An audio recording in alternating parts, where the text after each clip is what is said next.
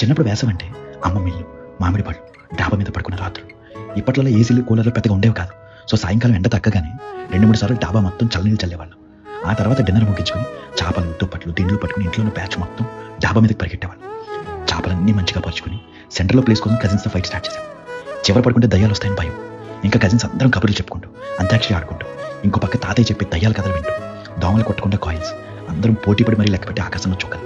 లెక్క మిస్ అయిపోతే మళ్ళీ మొదటి నుంచి స్టార్ట్ చేయడం. ఈలోపు పిల్లలందరి కోసం అమ్మమ్మ డాబా మీదకి తెచ్చే మామిడి పళ్ళు, కీచురాలు అరుపులు, పక్కింట్లో టీవీ నుంచి వినిపించే ఈటీవీ న్యూస్ మ్యూజిక్. అలా కబుర్లు చెప్పుకుంటూ ఎప్పుడు నిద్రపోయేవాళ్ళో కూడా తెలిసేది కాదు. వర్షం పడితే అన్నీ తీసుకుని కిందకి పరిగెట్టు. పొద్దున్నే మన మీద పడే సన్ రైజ్ నిద్ర లేచేవాళ్ళు. లేచేసరికి పక్షుల అరుపులు ఒక పక్క, దేవుడి పాటలు ఒక పక్క. ఇంకా నెమ్మదిగా లేచి మిగిలిన స్లీప్ కిందకు వచ్చి కంప్లీట్ చేసేవాళ్ళు. బ్యూటిఫుల్ డేస్ కదా.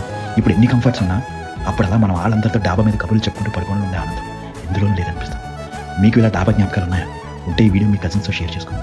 ఒక్కసారి ఆ రోజు వెళ్ళొచ్చి